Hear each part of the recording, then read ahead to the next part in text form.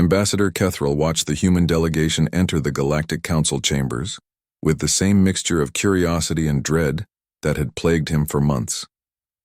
The humans had been part of the galactic community for barely 30 standard cycles, yet they had already managed to turn everything upside down.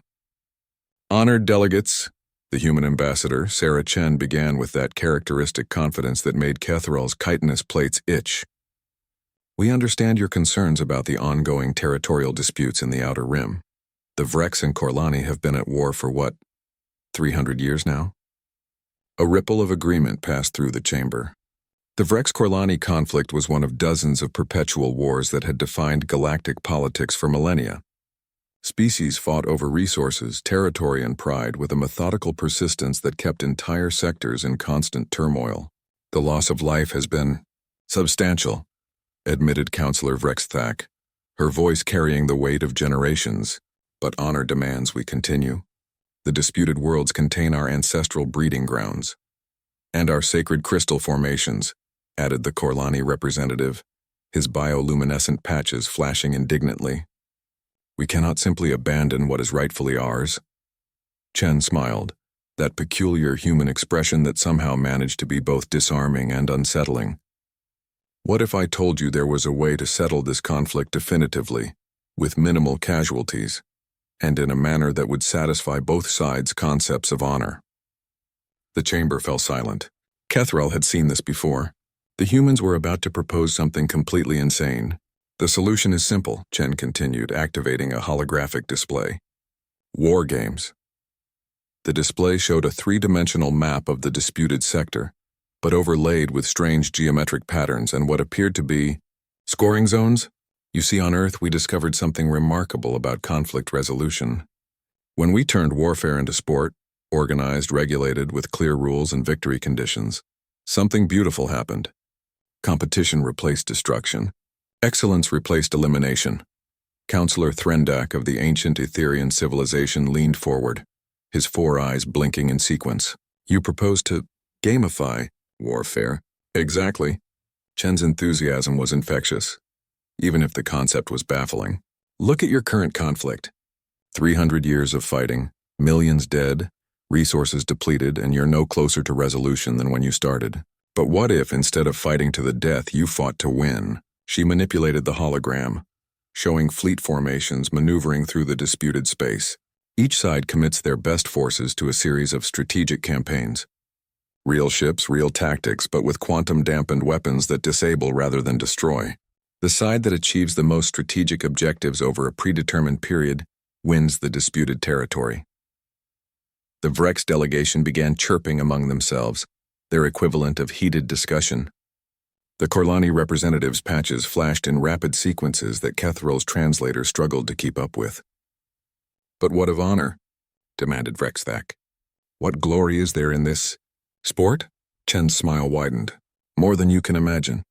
On Earth, our greatest warriors aren't the ones who die in battle. They're the ones who win consistently, who innovate, who push the boundaries of what's possible. They become legends not through death, but through excellence. She gestured to her aide, who activated another display showing human sporting events. Massive stadiums filled with cheering crowds, athletes pushing themselves to superhuman limits, the pure joy of competition refined to an art form. Imagine your finest commanders becoming household names across the galaxy. Picture the tactical innovations that will emerge when survival isn't the primary concern. Think of the resources that could be redirected from weapons production to, well, anything else. Kethril watched as the mathematical implications began dawning on the assembled delegates. The economic models alone were staggering. The amount of wealth currently poured into perpetual warfare could transform entire civilizations. The humans have already implemented this system in their own territories, Chen continued. Our military academies now compete in grand strategic exercises that make our ancient wars look like what they were. Wasteful, primitive, inefficient. The word inefficient struck the chamber like a plasma blast. If there was one thing that united all galactic civilizations, it was a deep-seated hatred of inefficiency. You would make entertainment of our sacred conflicts? The Korlani representatives' patches were now pulsing a deep crimson that Kethril's translator marked as offensive indignation. We would make art of them, Chen replied smoothly. Strategy is the highest form of intellectual achievement. Why hide it in the darkness of actual warfare when it could inspire billions?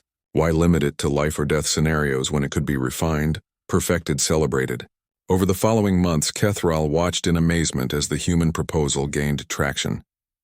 The first galactic strategic competition was announced with the fanfare typically reserved for declaring wars. The Vrex and Korlani, rather than backing down, threw themselves into preparation with a fervor that surprised even the humans. The event itself was extraordinary. Kethral found himself glued to the broadcasts, watching as centuries-old tactical doctrines clashed and evolved in real time. The Vrex fleet formations, refined through generations of actual combat, met the Korlani's adaptive swarm tactics in battles that were simultaneously more brutal and more beautiful than anything he had ever witnessed. When the Vrex emerged victorious after a campaign that lasted 3 standard months instead of 3 standard centuries, something unprecedented happened. The Korlani delegation didn't retreat in defeat. They requested a rematch. Next cycle, their new commander announced, we will study their techniques and develop countermeasures. This victory was stimulating. As Kethral prepared his report for the Council archives, he reflected on what the humans had accomplished. They hadn't eliminated conflict.